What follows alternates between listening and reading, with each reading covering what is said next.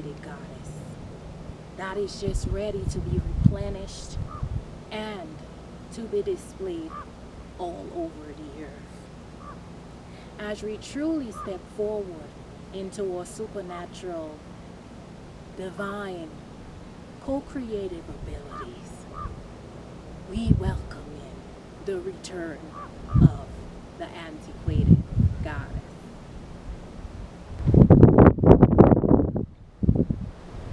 So as we seek to discuss this topic of the return of the antiquated goddess, we delve fully into the conceptualized meaning of each term. Antiquated, in its simpler terms, is simply something that is outdated, unpopular, or discredited because it's not in alignment with the divine current times. The goddess could simply be put as the female god or godhead that features the divine feminine in her fullest divine traits such as creativity, nurturing, fertility, and divine co-creation. You see, the antiquated goddess, simply put, is simply the ancient representation of the divine feminine in her fullest, or should I say in its fullest divine energy, because the energy usually has to merge with the masculine essence, which over many different epochs of time has wanted to portray this divine supernatural presence as being something that's dark. You see, if we look at the symbol of the Kundalini energy, we see that in order for the fullest display of creation to exist in this world, in this paradigm, in this multi-universe, that the divine masculine and the divine feminine has to be of equal nature and be equally yoked as counterparts. But over time, because of this great divine essence and supernatural abilities to effortlessly co-create the divine masculine presence, should I say, or energy, in terms of just the representation of the divine masculine, which is just, simply in this, multi-dimensional universe. First being the initiation of thought to first go ahead and actually orchestrate this co-creation. The act of simply doing and putting together and organizing, but the divine feminine essence has to go deep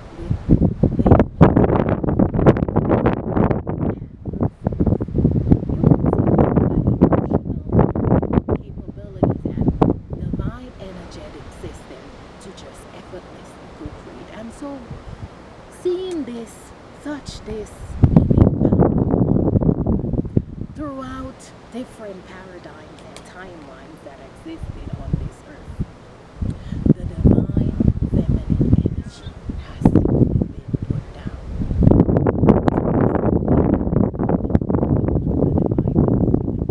And so we go forward into fully going down into the depths as to how and why this has truly happened. You see, as we step forward into a highly ascended timeline of our humanities and living organisms evolution, we know that it's simply time to be felt fully and displayed on this earth. So let's take a deeper in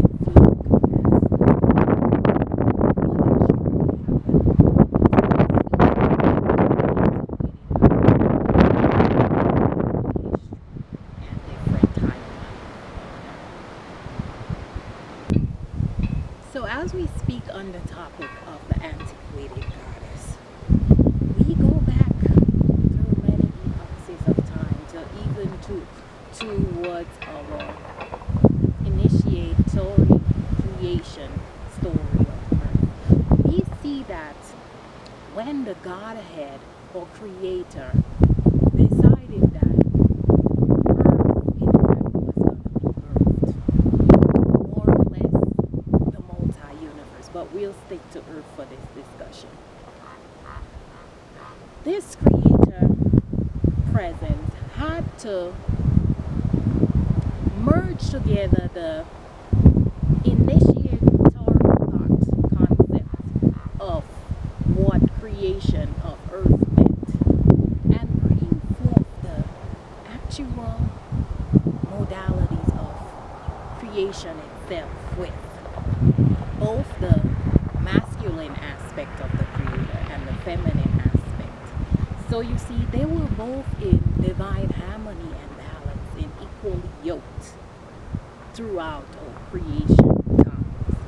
But as timelines begin to change, and I guess the possessions and materialness of this earth, the civilized world, begin to changed, and I guess you should say more and more getting away from this divine essence of the Creator. The counterparts on earth, whether you want to see it as a male or feminine energy, of course went into the separation mindset. And they began to see how this innate supernatural ability of the divine feminine energy was so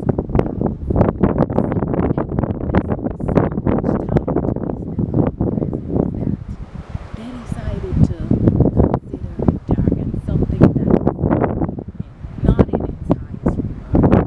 So they have simply put down what it's called the antiquated goddess. So we see that throughout creation, and should I say, being in the image and likeness of the Creator, simply the present state of what the Creator is all about, is being fully connected to this very principle of being in divine harmony and balance of the two energies, feminine and masculine. But no one is greater on the scope of, say, just creation, of being at a hierarchical order than the other. They both need each other.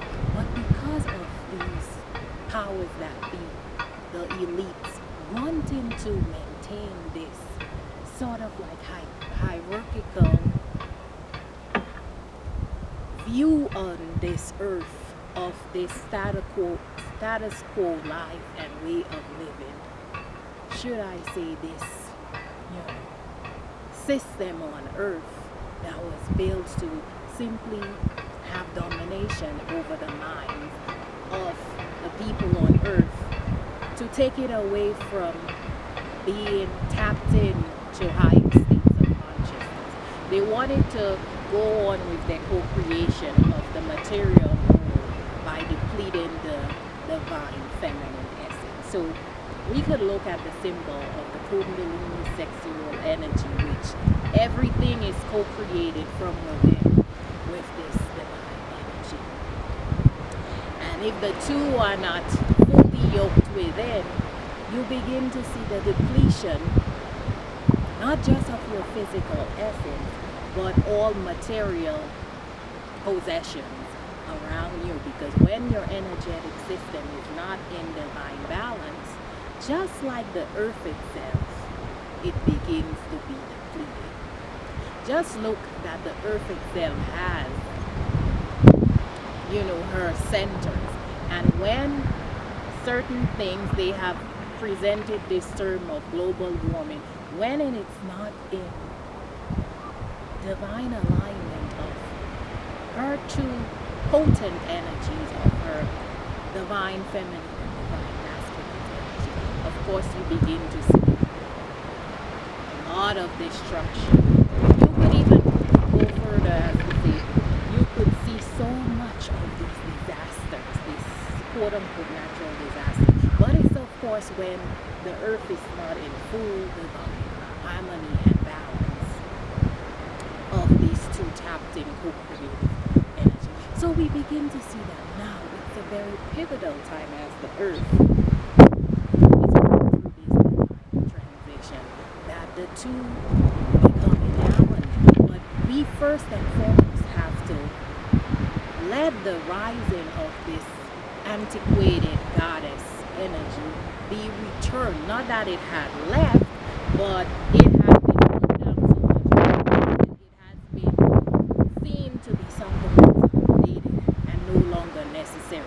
Like I would keep saying, you see, like everything has to be this, okay, for it to be the most hierarchical order and status on earth. You even see the Godhead represented mostly the male energy, and almost you see no representation of the female Godhead energy itself. So we have to of course bring back this antiquated goddess energy that shows such effortless co-creation, that it doesn't have to be so hard on earth for things to be materialized. We have to bring back this fully yoked concept of the antiquated goddess and to be in divine balance with this divine masculine essence. So we of course now have to delve deeper to say, wow, the antiquated goddess is all about divine creation, divine birth, divine fertility, nurturing over material creation into existence by going out and doing it. Music. You first come up with a conceptualized thought of, okay, maybe your lyrics of your music, what your music is going to be called, what it is all about. Yeah, you have to go forward and do that action, which is the initiatory step of presenting this music and co-creating this music. And then you begin to birth this beautiful note, this beautiful song with your most melodious voice. Whether you use instruments, whether you just, make sounds, but the two has to be in divine harmony. So you will see that your lyrical thought and expression first and foremost had to be, okay, your divine masculine stepping forward, but without doing the performance, without expressing yourself and singing and making those beautiful notes, this beautiful song that you want to present would not be able to be conceptualized. So this is just a simple example of why it is so essential that we bring back this antiquated goddess feature here on earth. So as we tap fully into different timelines and epochs of time, we go really, really deep down into the ancient timelines where there was a great depiction of this divine feminine goddess-like, antiquated goddess-like energy. So if we go back and look during Babylonian times, the representation of this antiquated goddess-like feature could be called Goddess Ishtar, or in Sumerian text, Goddess Inanna. Now, this presence of the antiquated goddess energy representing this fierce warrior-like goddess essence that was all about creation, fertility, motherhood, and of course in its essence of having divine power, not forgetting its male masculine counterpart alongside it in its co-creation. But we see that, of course, when different kingdoms and of course they began to have pharaohs and all of that, we see how this depletion of this divine goddess like energy that was so connected to nature itself. Look, for example, that we now have to turn to the moon cycles for everything. You see, when there's a full moon, a new moon, last quarter, first quarter, we look throughout the moon cycles to see when it is time to go to harvest, when it is time to co-create, when it's time to just go within and just simply be in deep introspection of stuff. What time is it that it's best to have our plants be fertilized? And we look at these different cycles that's connected to the divine masculine. If we look at our female presence of a woman, we see that the woman is tied to the moon cycles. Of course, they erase the last cycle, the 13th cycle, according to our Mayan calendar, but we see that everything is deeply connected in nature and in the multi-universe, in the stars and the galactic system. And of course, the divine feminine sexual, or should I say goddess energy, is in fact this representation of it. And throughout these Babylonian times, once we got so fully connected to the material world, we lost the focus of why we're here on earth, and to enjoy this co-creative process, to enjoy what it means to be in a physical body, expressing ourselves in our loving nature. We stepped away from this and we begin to say, wow, it's not as powerful as it truly is.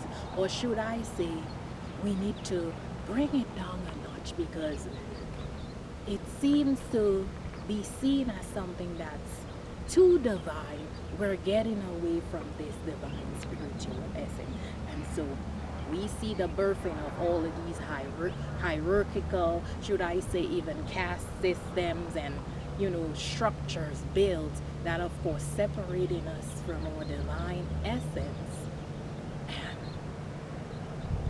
brought this portrayal of the divine feminine essence. If we always have to go to the religious text, because no matter how much we are, of course, firstly spiritual people, the text displays the symbolisms of what has transpired over times and the purpose of what it was all about. So we see that, of course, in the book of Genesis, we have this portrayal of the divine feminine and the divine masculine energy, supposedly called Adam and Eve.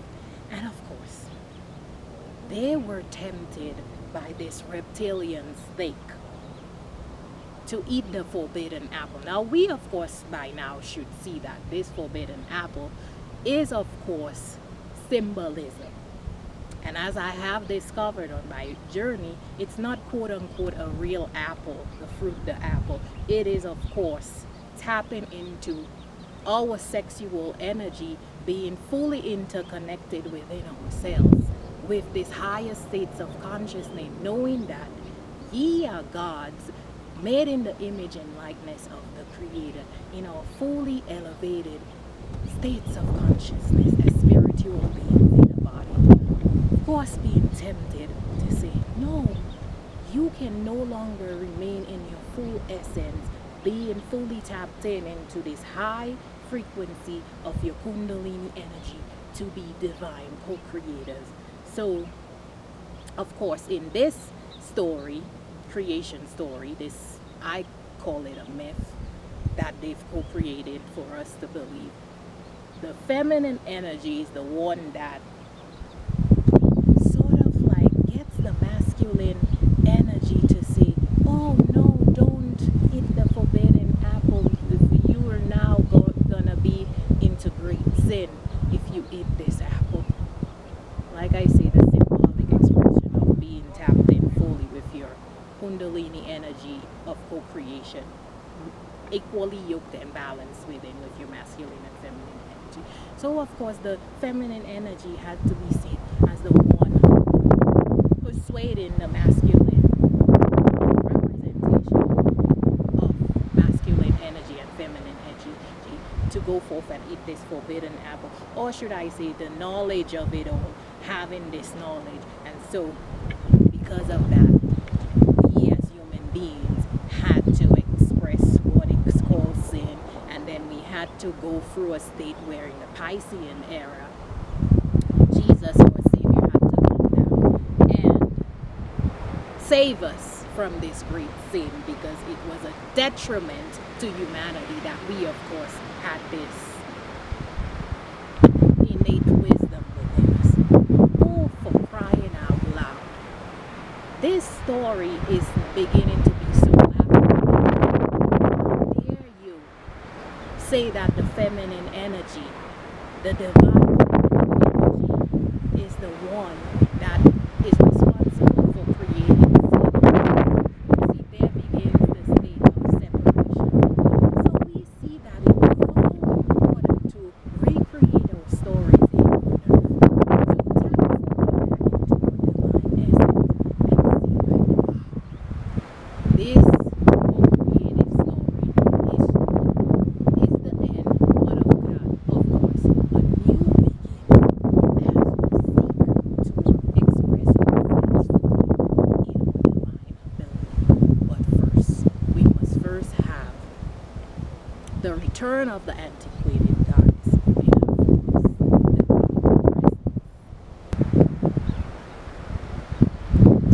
So as we go forward into seeing, of course, a depiction during Babylonian times as the initiatory, one of the initiatory stages of where this separation and, dark feminine energy begin to rise, we turn to another timeline, an epoch of time during the ancient Egyptian time, where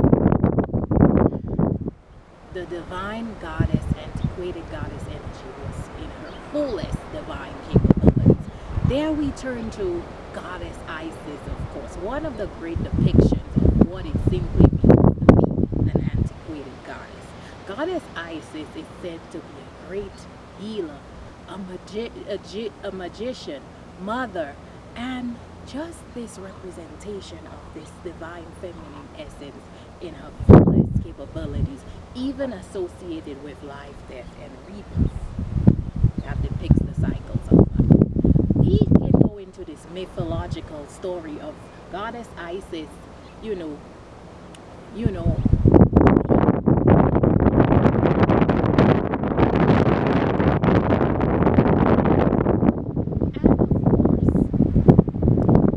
being in conflict with Nemesis, the brother of Osiris, Seth. That brother now wanting to have so much power and dominion of the kingdom in ancient Egyptian time that he decided to kill his brother Osiris. And Isis, goddess-like feminine essence during that time, decided that even if Osiris's body was scattered all over the land of Egypt, all over the river Nile, she was able to tap into her intuitive abilities and find the different parts. And of course, even the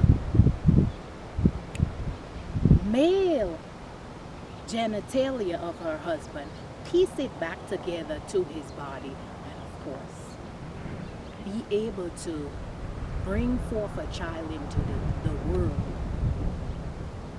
and birth her son into this world after her husband died. You see, this is now depicting that goddess Isis at the time was a great magician, and she was so tapped into the multi-universe that it was not the end for her when her husband supposedly left this physical earthly. She was tapped into the afterlife and was able to even bring back her husband into life and, of course, birth her son. So we see that, wow, during this time that Goddess Isis' representation of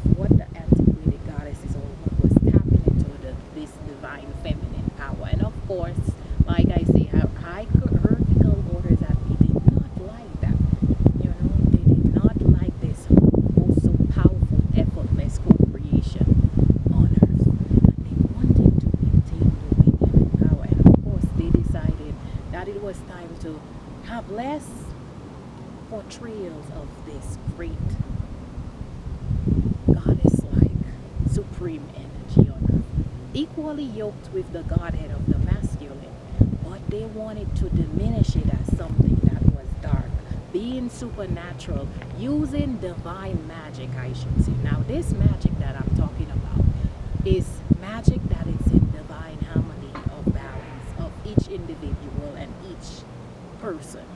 We are not talking about this lower dimensional version of magic that has now taken all over the youth. Should I call it black magic? That's used to deplete others, that's used to cause harm and ill will, and just something to deter people from their highest states of spirituality. We are looking at the divine feminine essence of goddess Isis. She used divine supernatural ability, something that was in divine harmony and alignment with her spiritual essence at the time. We also have another depiction of this feminine antiquated goddess energy, goddess Hathor, which is like the goddess of the sky. She was tapped into the multi-universe, representing, of course, motherhood, fertility, and just divine justice and power, co-creation all over the universe. Of course, her representation, if you look at Egyptian history and you visit Egypt, you will see the picture of her being this structure of a cow, which is simply tied to fertility.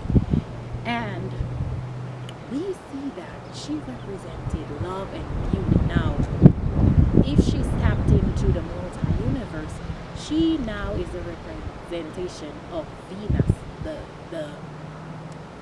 the planet which is all about love and beauty, which is called the eight-pointed morning star, which depicts not just beginnings but also endings.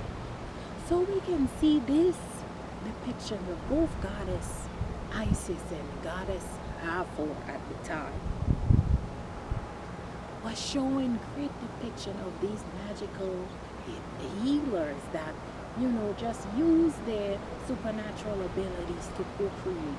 Of course, they have their masculine energies next to them, but like I said, it's just a sad thing that we had to take this route in order for us to now get back to this very point, to go through a rebirth story, to see that it was pointless after all. What good did all this status quo life do for you? Just simply take you away from your divine essence. So we now get to see the antiquated goddess energy is now in full effect, wanting to be resurrected and rebirthed fully in her divine magician healing essence. And now I'm speaking not just to the female essence, I'm speaking to the male essence, because in order for procreation to be in full effect, you as a male person or a male representation have to be equally yoked within virgin. You are a creator, a creatress within yourself as well.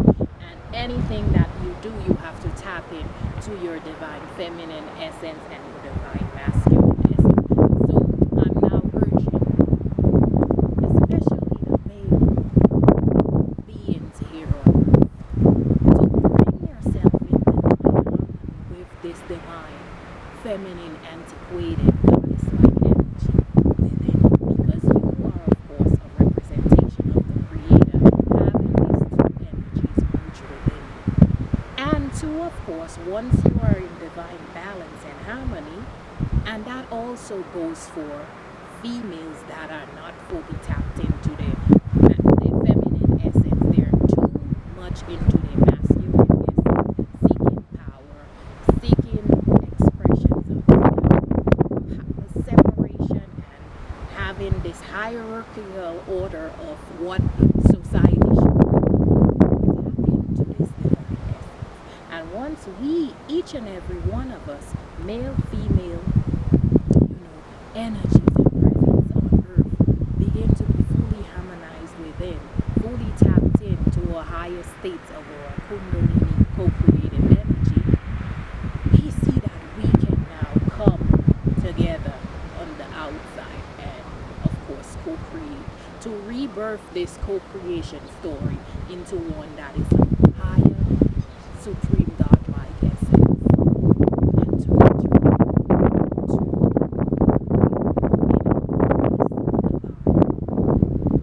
creator and creatress abilities. So I say to you, it's now time that you return into your antiquated goddess energy, because it is not antiquated. It's now being rebirthed into something that is fully present here on earth and just want to be expressed and fully displayed. It's so important to take this step right now. So are you fully tapped in as of yet with this antiquated goddess-like energy? Returning to the Godhead in your fullest essence to co-create your fullest potential here on earth.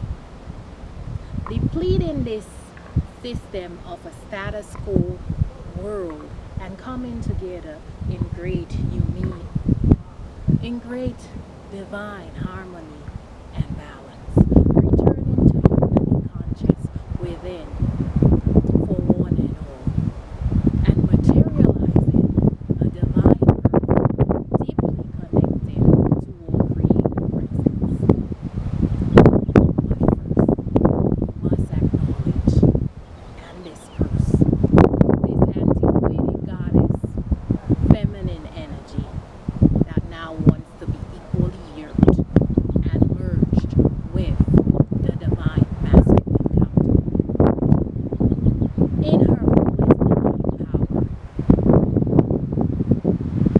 with great supernatural creative abilities to co-create a more balanced, harmonious, unity states of consciousness. Earth, ash, the earth fully evolves with all living organisms